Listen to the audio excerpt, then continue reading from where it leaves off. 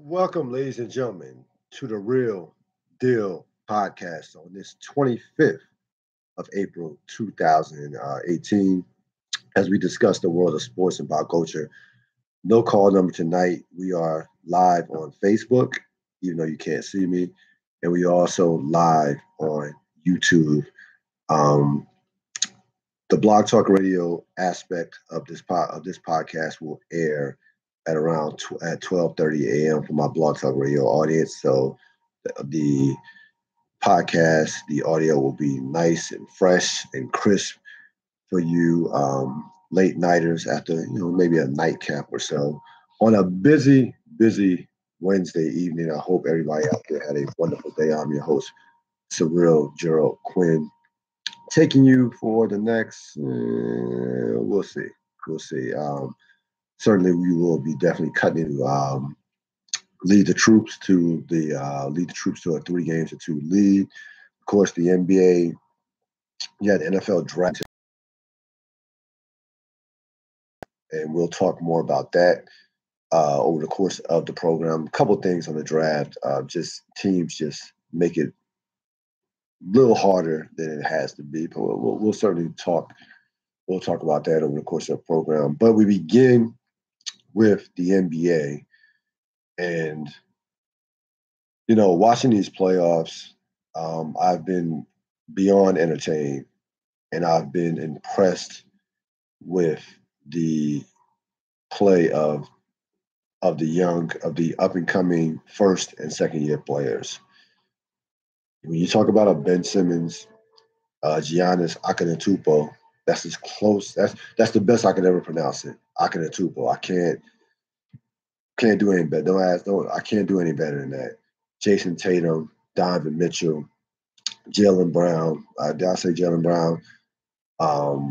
Guys, Joel Embiid, even Karl Anthony Towns. And I know he's taking a lot of unfair heat especially from Timberwolves fans. I heard Timberwolves fans, basically calling him, a bum. And I'm like, he can't help bad coaching. I mean, that's all there is to it. He's still a very young player. He will get better, be a perennial all-star and a guy who will be on multiple all-NBA teams without question.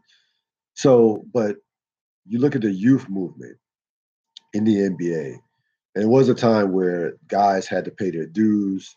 You would see a lot of young players struggle on bad teams, put up numbers on bad teams before they made their mark. Not with this group. Donovan Mitchell could be. It's not out. Donovan Mitchell is going to the second round. Joel Embiid, Ben Simmons are, in my opinion, going to the NBA Finals. At worst, the conference finals. You have Tatum, Jaylen Brown going to the conference semifinal or going to the conference semifinals. You have a bunch of young talent that is ready to take over the league, and it will not take these guys long before the league is theirs. This this older generation. Forget about the Dirks and Dwayne Wades. Forget about those guys. I'm talking about the LeBrons, James Hardens, Russell Westbrooks. They're about to get pushed out. Because, again, this young generation, these guys are coming in right away on playoff-ready, playoff-made teams already. Well-coached for the most part. Quinn Snyder, I think for Utah, is a very good coach. Brett Brown from Philadelphia. You also have coaches in this league. So they're learning from some of the best coaches. Again, 2 or 3 years. It's not going to take 5 years. These guys are going to be taking over. This Philadelphia-Boston rivalry is going to be epic. Not this year, because Boston doesn't have all their players. But come 2008, 2019, 2020, that rivalry is going to be epic in the NBA.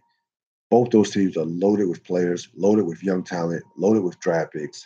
Who knows what they do in terms of free agency and trades. I mean, Boston could end up with Kawhi Leonard. Philly could end up with Paul George. Either way, if either one of them doesn't make a move to get a big free agent or a big trade, if they come back with their full teams from next year healthy, they will be the teams to beat Philly and Boston in that order in the Eastern Conference without question. There's just no two ways about it. So I'm enjoying the playoffs from that standpoint. Watching Ben Simmons and Donovan Mitchell just dominate series. Think about what Ben Simmons is doing. Think about what the Sixers just did. All the talk I heard coming into the playoffs is what is Philadelphia going to do? No experience. Can Embiid come back healthy? Can Ben Simmons step up? Will their role players make some noise? They did. Philadelphia crossed every T, dotted every I, and really, you think about it, they win game one, they lose game two, dealing with a little adversity, come back in Miami and destroy Miami in the fourth quarter in game three. Okay, figure a young team might be feeling good about themselves, might look past game four. No. Win a tough game four, a physical game four, a game four where Miami clearly tried to punk them, go up 3-1, come back home, didn't even play their best game last night, and still win by double digits. They crossed off every check mark of mental toughness, focus, and really and handling their business like a veteran team. Again, that team has everything. I think they are clearly, to me, the team to beat in the Eastern Conference because they just were not ready from a mental standpoint. Because as far as talent goes, they are without question, hands down, the team to beat in the Eastern Conference. That's all there is to it. Tonight, NBA is going to have 4 games. I'm telling you right now, you only need to watch 2.5 of them. If you're in DC, you have to watch the Wizards. You have to watch Toronto. If you're in Cleveland, of course, you have to watch Cleveland and Indiana. You don't even have to bother with the Minnesota Houston game. That series is over. Series is done. Oklahoma City, Utah is must-see television. Even though it's 3-1, even though Utah is going to win the series either tonight or in Game 6, they're going to wrap it up. You have to watch that series. You have to watch that game. Yesterday, if I was able to do a podcast, if I was able to do any type of show where I was able to share content, I would have destroyed Russell Westbrook.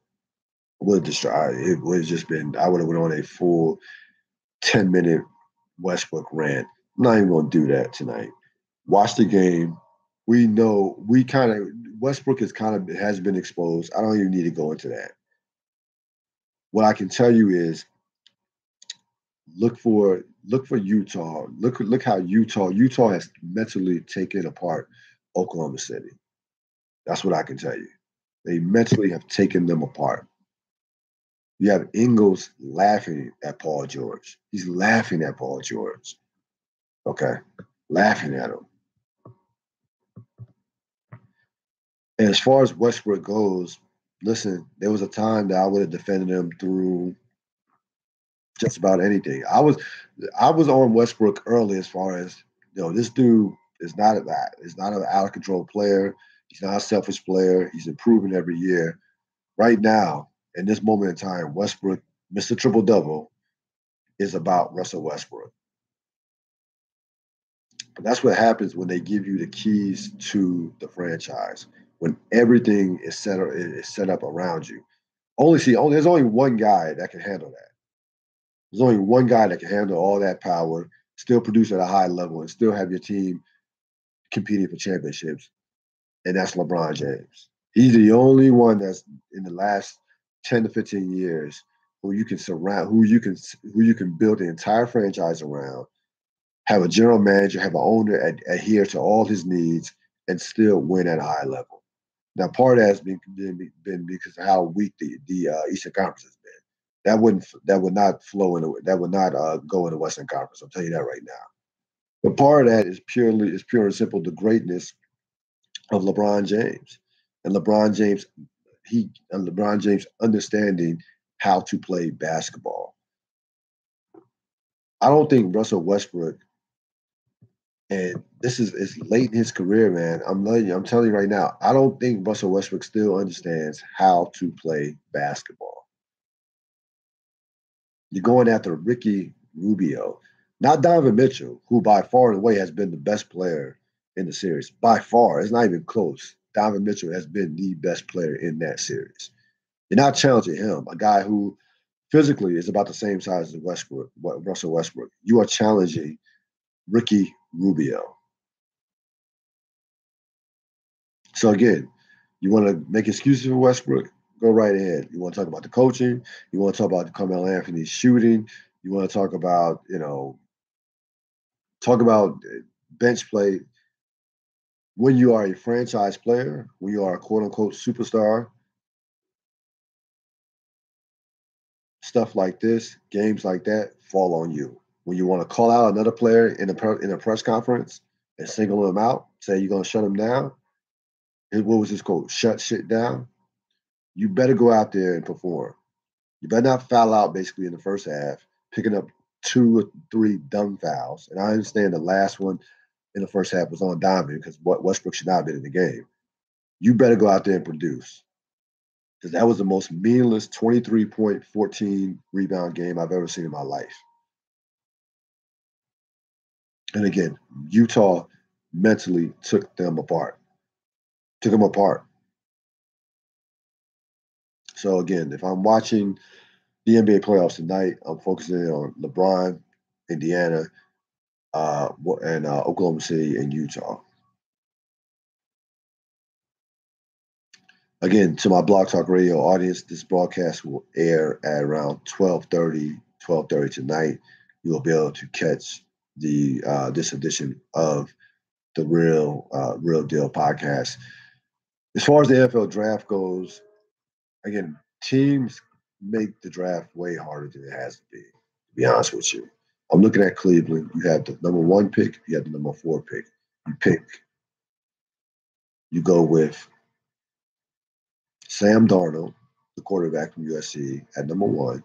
You go with Mr. Chubb, Bradley Chubb from NC State, the pass rusher. Just that simple. You get this guy, yes, Bradley Chubb, the pass rusher from NC State. Just that simple. You have a possible franchise quarterback. You have a possible franchise defensive end who can get to the quarterback. I don't is as inept and as dumb as Cleveland is. I don't see a scenario where they take 2 quarterbacks in the first round, or 2 quarterbacks with the first 4 picks. I can't see it. I've heard there obviously have been some rumors. You've heard the Baker Mayfield number 1 rumors. Half the mock drafts have Josh Allen from Wyoming's been the number 1 pick. I wouldn't touch him with a top 5 pick. He would be a mid to late first round pick. I can't buy a guy who, completed 56% of his passes at a mid-major. Like, the NFL windows of throwing windows in the NFL are smaller than they are in college football. I don't know. I don't think you can teach accuracy in the NFL. I think it's something you have or you don't. So we've heard rumors as many as 6 quarterbacks are expected will possibly go. At worst, minimum 5 quarterbacks will go in the first round. So you're gonna have a lot of teams making just 3 to 5 year franchise devastating moves to where they set their franchises back anywhere from 3 to 5 years. That's what you're basically going to have.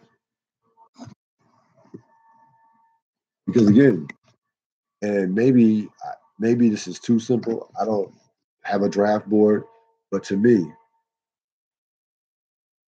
if I'm drafting in the first round, there's a specific player that I'm zeroing in on.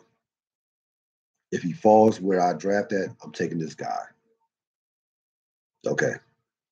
If that guy does not fall to where, if somehow, and this obviously can happen, that guy is not available, you always have a second guy that you might want. If you don't have if that second guy is not available, I'm trading the pick. I'm trading down. I'm collecting multiple assets because most of these teams that draft, especially at the top of the draft, top 5, top 10, they're bad football teams. So they need multiple. They need multiple places. They need multiple players to fix and improve their football teams. It's just that simple. You should not be taking risk in the first round if you are a bad football team. Now, if you are a team that is a perennial championship caliber team like New England, like Pittsburgh, and you want to take a risk late in the first round, so be it. So be it. You can afford to take the risk. You have more room for error than these teams at the top. So I think with all the mock drafts, the scouts, these quote unquote experts, that we kind of make the draft harder than it actually should be. It really is not that hard in the first round. Now, when you get to the second, third, fourth, fifth rounds, that's when you really have to be on your P's and Q's and really like have some great people working around you who know what they're talking about. First round should not be that difficult to draft. It really shouldn't be. It's not that hard. Pick the player, get a player who you are committed to, who without a shadow of doubt you feel could be a big time player. There's enough talent out there in college football to where you can get a top player in the first round. The other thing that's kind of annoying me about the draft, and I'm telling you right now, I'm gonna be doing a lot of complaining in this podcast. So it is what it is. And certain podcasts, certain nights, I just feel like complaining. The other thing that's annoying me about this draft is Saquon Barkley.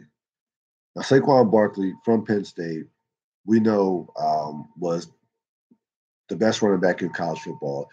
I said it in October. If you listen to my podcast, I felt like there was a point in the season where he was the best player in college football. I mean, I really felt like he was going to win the Heisman Trophy this year. Didn't work out. Still had a great season. Kind of, had some shaky games against big teams, but we know the talent. But if you listen to some of these quote unquote experts, they're making him out to be the next Barry Sanders slash Jim Brown. Like he's gonna be the face of the league. He could be, some teams have him number one on their draft board. He's a he's a running back. There are about 4 or 5 running backs who are not that far away from who are close to his level. Whether it's Ronald Jones from USC, the the two running backs, Michelle and Michael and the two Georgia running backs, Chubb and Michael. That you have to listen. This is where teams make mistakes, going crazy with these running backs. If you are drafting a running back in the first round, take him late first round, early second. Don't take him top five. Don't take him top five.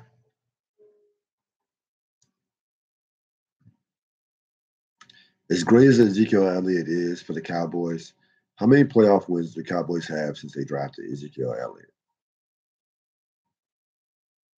One. And one playoff win.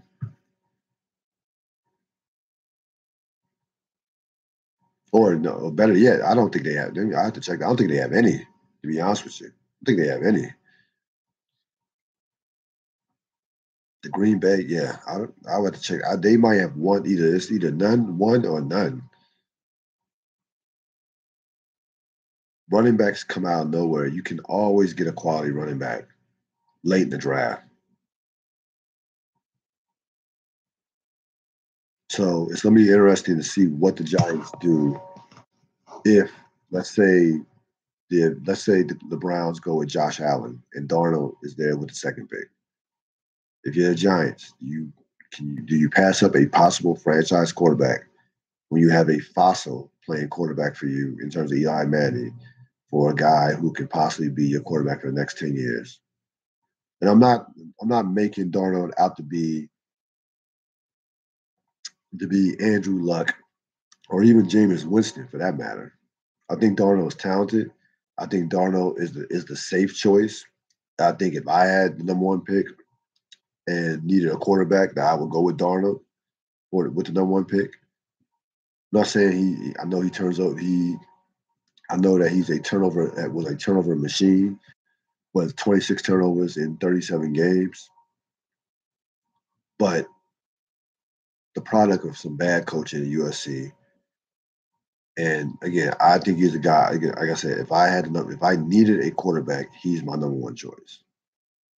I can't. Again, I don't understand the allure of Baker Mayfield. I don't. I don't think Baker. I wouldn't take Baker Mayfield. Maybe a late second round pick. I wouldn't touch Baker Mayfield. Baker Mayfield in the first round. That's just me.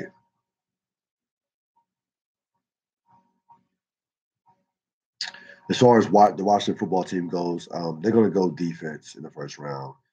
They'll probably either go run stopping, defensive tackle, or maybe, I've heard Micah Fitzpatrick. You've heard Denzel Ward out of Ohio State. So I'll be surprised if the Washington football team does not go defense with their first round with their first round pick. So we'll see what happens with that. Again, the NFL draft, the NFL is nonstop. It is 24. It is 365. This draft will be highly rated. This draft will do better ratings than the NBA playoff games. I promise you, it will absolutely do better ratings than the NBA playoff games, without question.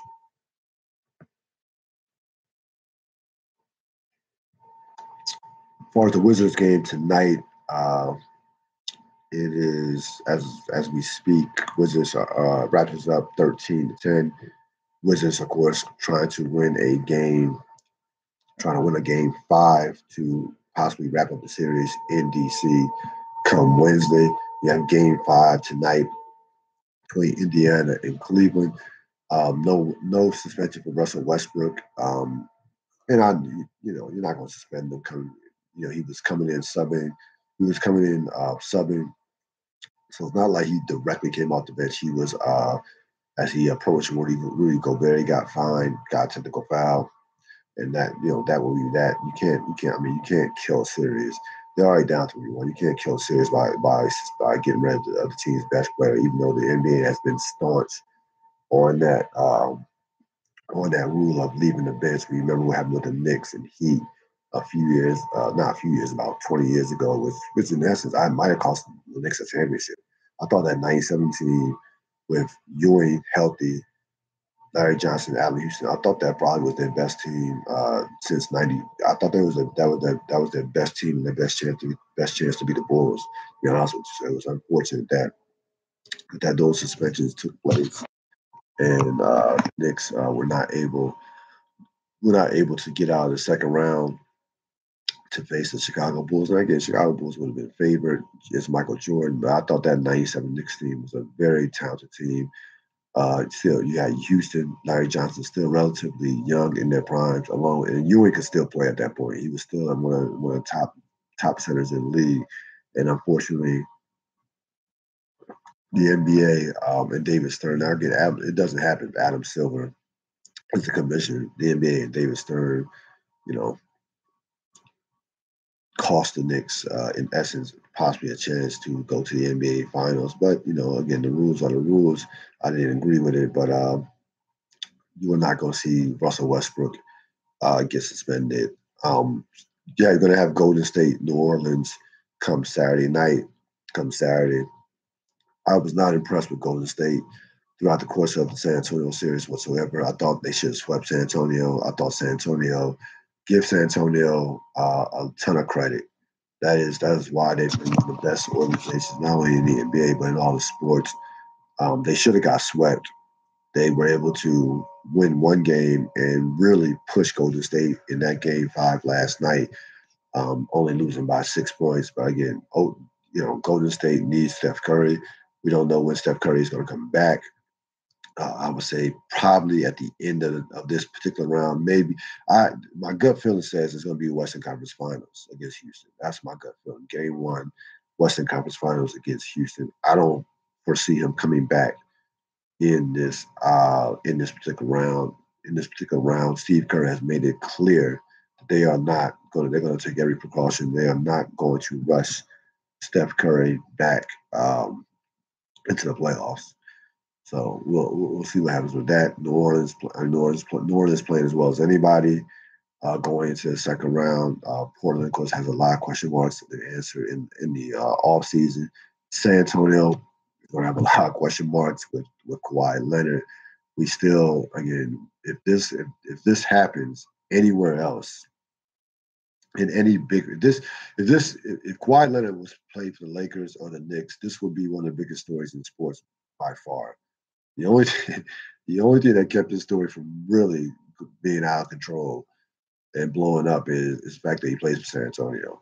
And it still was a major story, still just a strange story. It just, a situation where you basically had a guy you basically have a guy listening to his uncle, following the advice of his uncle. His uncle seems to be running his business affairs and saying, looking at Isaiah Thomas saying, I'm not going to risk, 130 million dollars or $200 million for a to get my brains beat in by Houston and Golden State. That's basically what Kawhi Leonard said in his people's said to San Antonio Spurs. So we'll see. Again, I've seen worse relationships repaired. Remember, Philadelphia fans remember this from a Sixer perspective.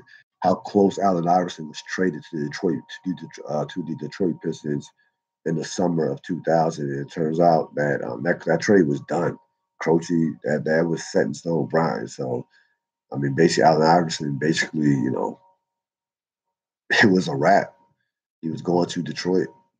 So, but they worked it out along with Croce, Larry Brown, and next thing you know, the Sixers, Allen Iverson was MVP. First MVP of the league that year, 2000, 2001, and the Sixers were in the NBA Finals, falling to the Los Angeles Lakers in 5 games. So I don't know what's going to happen with Kawhi. The relationship is repairable though. Let's keep that in mind. San Antonio still holds the cards. They still can pay him the most money. You still have Popovich, but it was a very peculiar, very strange season and a very strange situation in regards to Kawhi Leonard.